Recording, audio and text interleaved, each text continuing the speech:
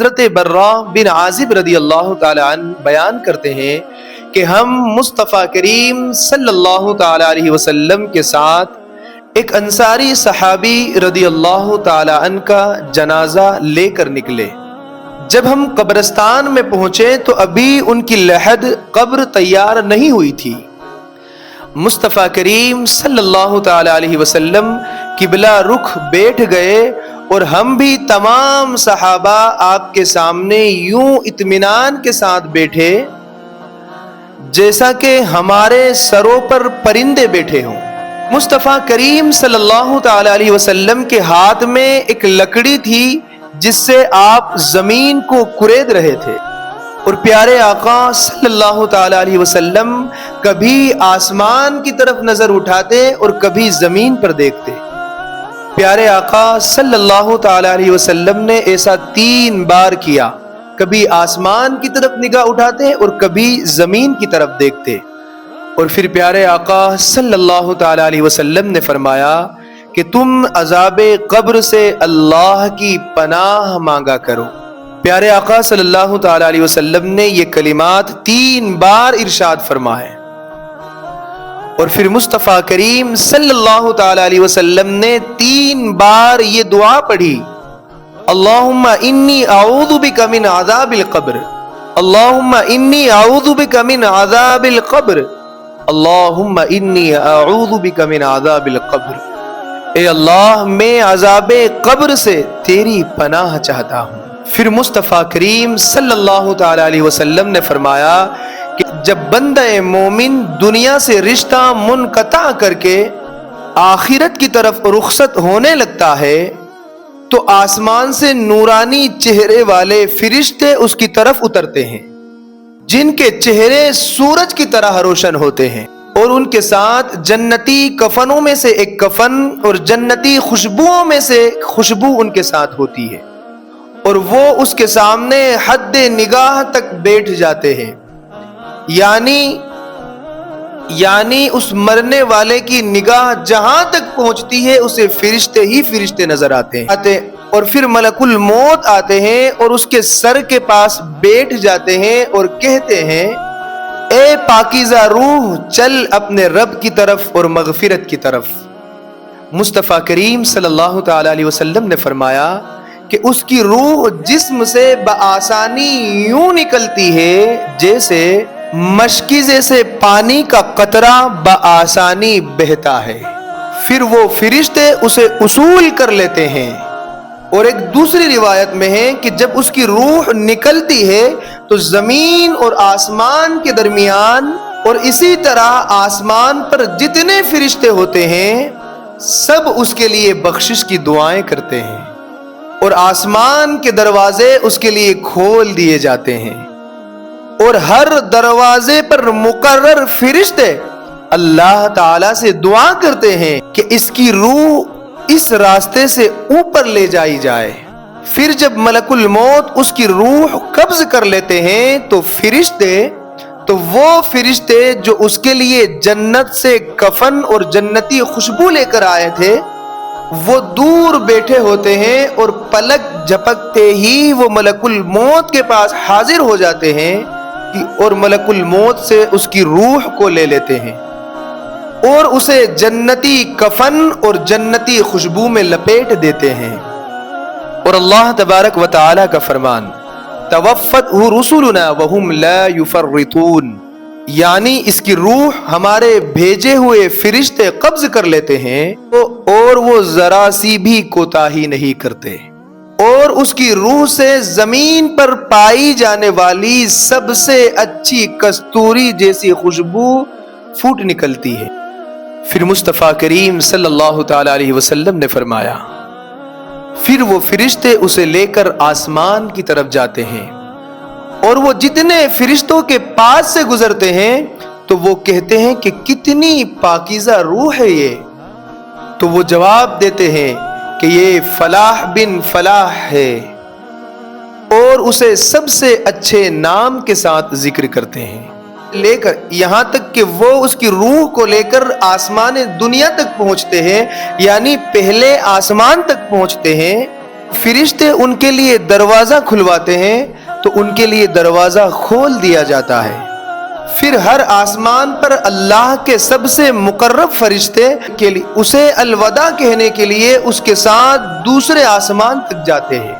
یہاں تک کہ وہ اسے 7ویں آسمان تک لے جاتے ہیں۔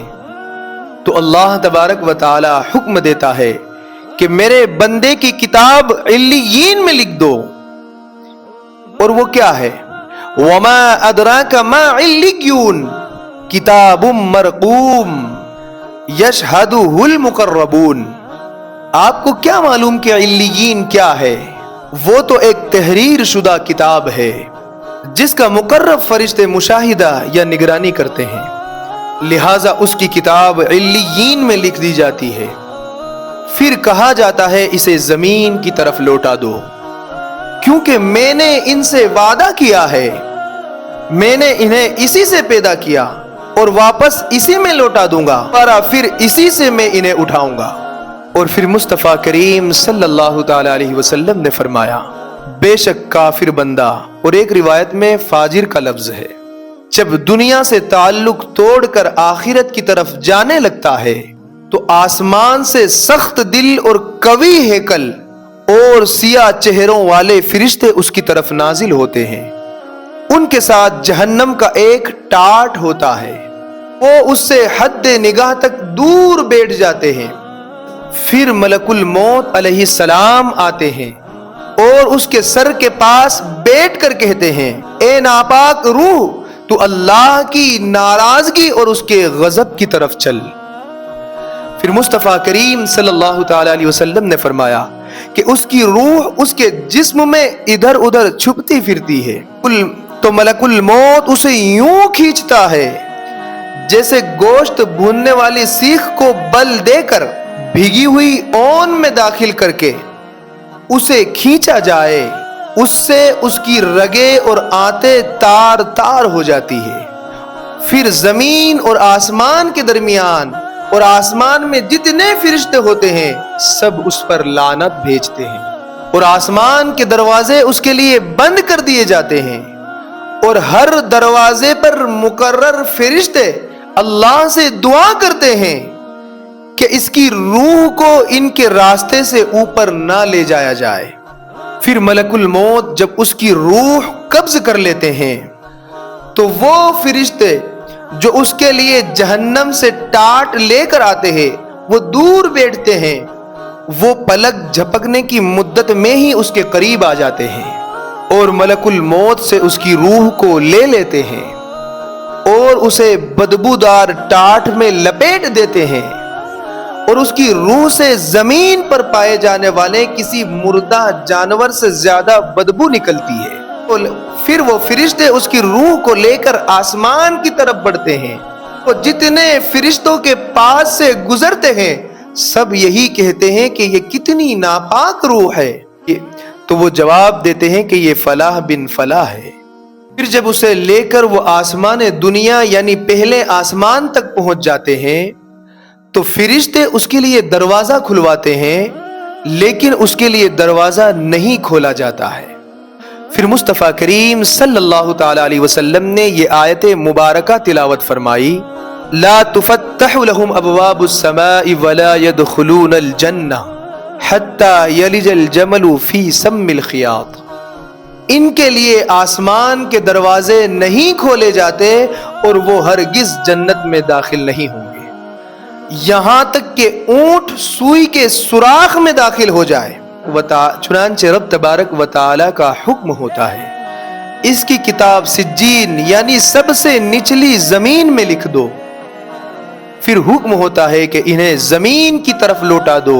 اس لیے کہ ان سے میرا وعدہ ہے، منہا خلقناکم وفیہا نعیدکم ومنہا نخرجکم تارۃ اخری، کہ میں نے انہیں اسی سے پیدا کیا اور میں انہیں اسی میں لوٹاؤں گا اور ایک بار پھر انہیں اسی سے میں اٹھاؤں گا۔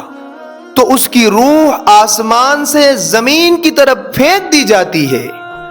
یہاں تک کہ وہ اس کے جسم میں واپس آ جاتی ہے۔